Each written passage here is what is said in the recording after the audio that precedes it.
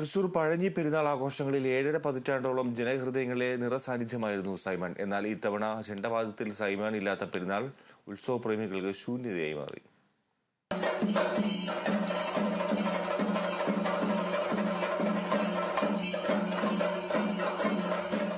തൃശൂർ പഴഞ്ഞി സ്വദേശി സൈമണിന്റെ ചിരിയും പ്രായത്തെ മറന്നുള്ള പെരുന്നാൾ ആവേശവും പഴഞ്ഞിക്കാർക്ക് മറക്കാൻ കഴിയാത്തതാണ്.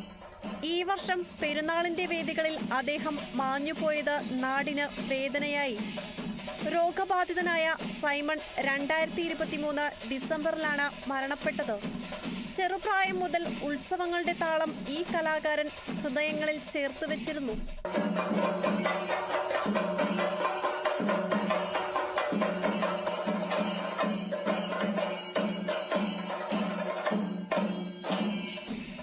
വാർദ്ധക്യം വന്നിട്ടും ചെണ്ടവാദ്യത്തിന്റെ ആവേശം പെരുന്നാളിന്റെ കൂടെ വളർന്നു.